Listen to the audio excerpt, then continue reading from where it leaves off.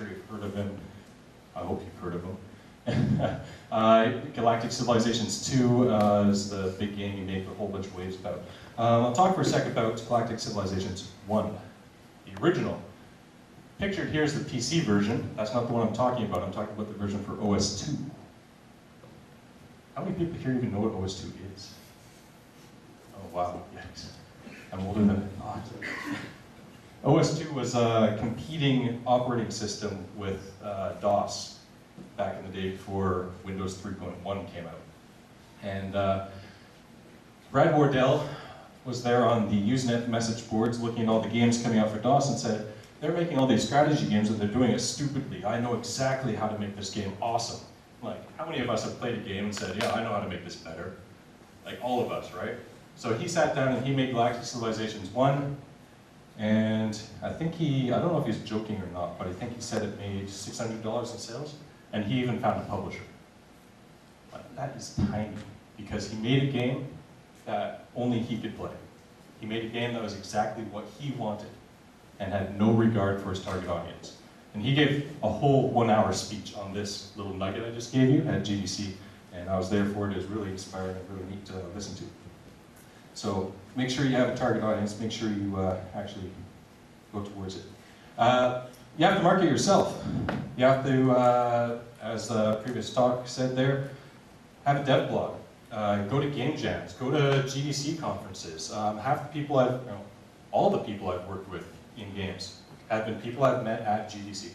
It is like the place to be, it's the place to go, it's the best place for networking that I've found.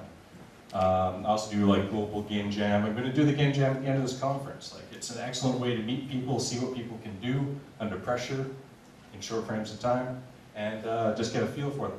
Make sure that your name's out there, and then when it comes time to release a game, people actually pay attention and give you money for it instead of just saying, oh, who's this guy? And just skip over it, right? Having a brand for yourself is key.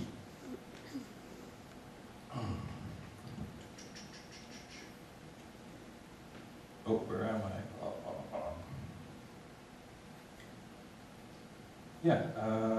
Yeah, also, if you want to stay independent, and if you don't want to go work for the big company, you want to launch your own games, get involved in the online communities, take part in the forums, Tig Source, Flash Game License, whatever. A whole bunch of forums out there. If you get involved, you'll, even though they're silent participants, like the sponsors and the various buyers of Flash games and things, they attend the forums as well, and they know what's up. They know who's up and coming and who's active and who they can count on to stick around in the industry instead of just goofing off. You also have to, when you're making your game, make sure you got good user testing. So many people don't user test, and it drives me nuts. And I don't mean test it yourself. I don't mean you play your game every day. And I don't mean you give it to your friends and ask them how it works.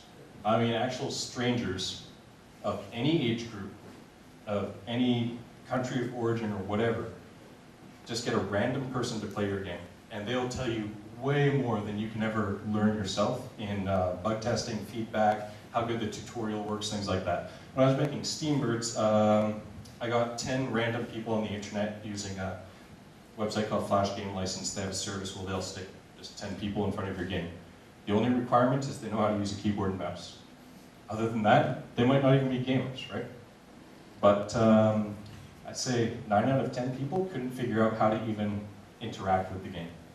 And it was really simple. I mean, the game is only just like, you move the mouse, you click on a button, you drag it, that's it.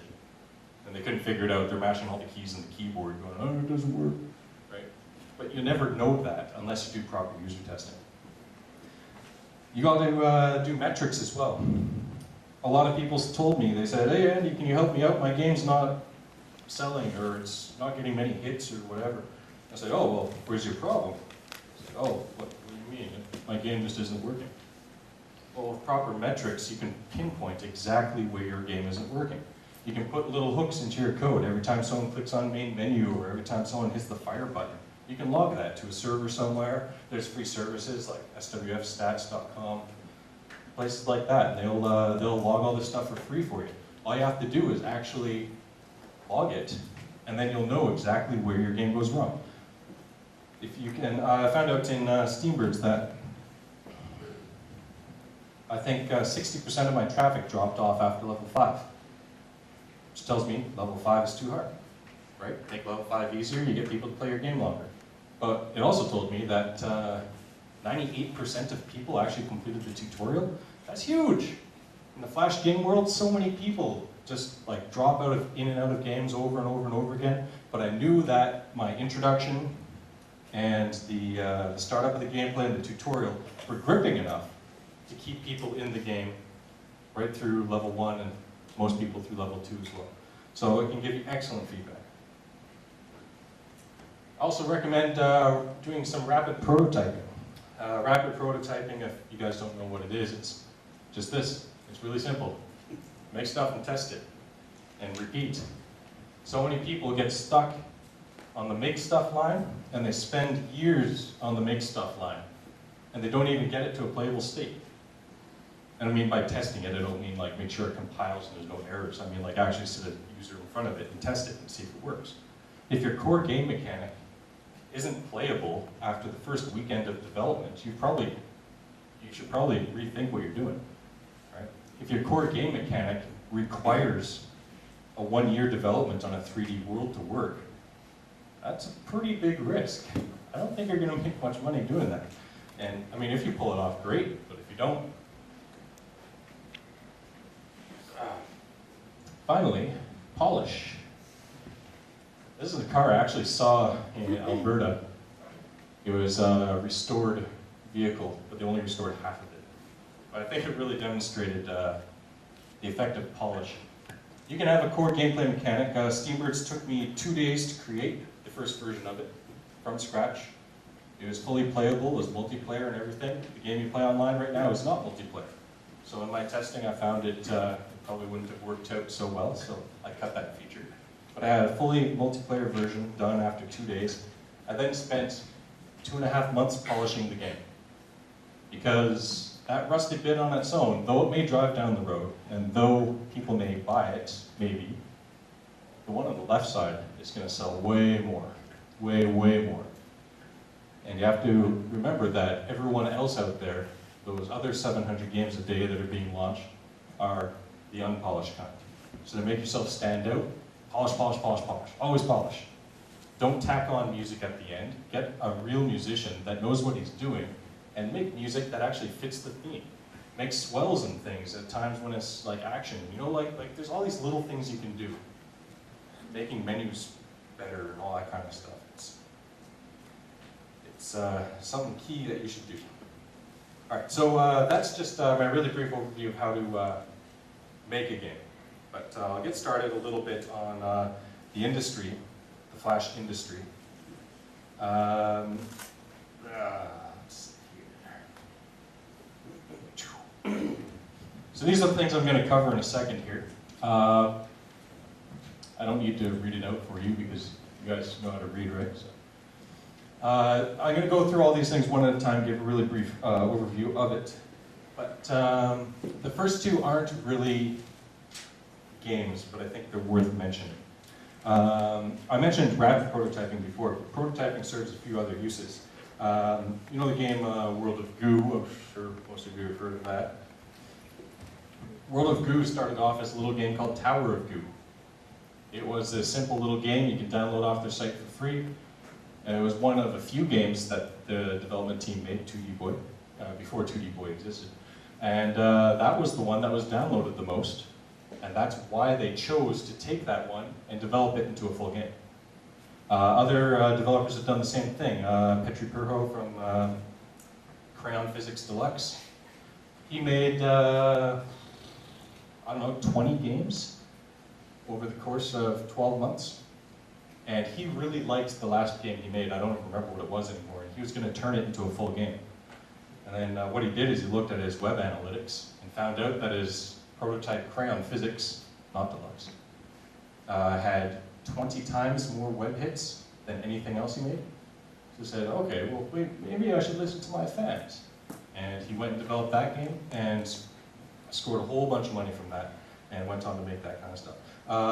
Audio Surf, which is available on Steam now. I know it's not a Flash game, but again, it was the same thing. He used to have a website called bestgameintheuniverse.com, and every week we'd release a new game.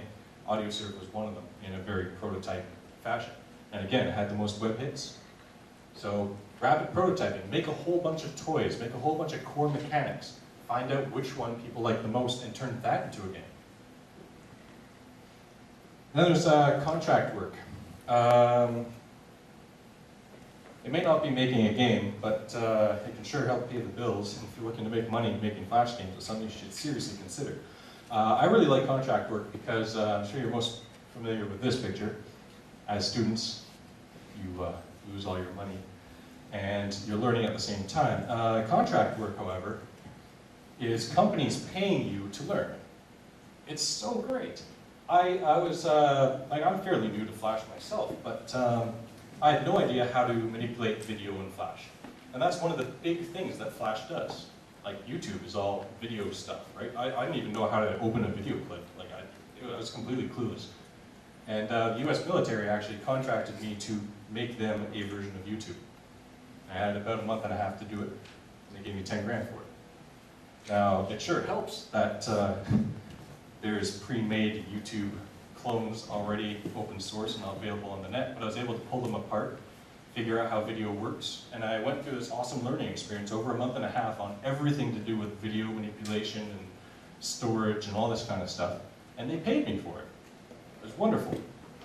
So definitely think about contract work, but finding contract work usually requires that you have a name for yourself, either by excellent branding and blogging and all that kind of stuff, or by making a game first. So, so getting away from these things and getting more into the actually how to sell your games and stuff like that. Well, one other thing, it's kind of like contract work, it's advert games. Advert games, that's my awesome artwork. Advert games are when a company pays you to make a moving advertisement. That can essentially be anything from, I don't know, Punch the Monkey to a Red Bull air racing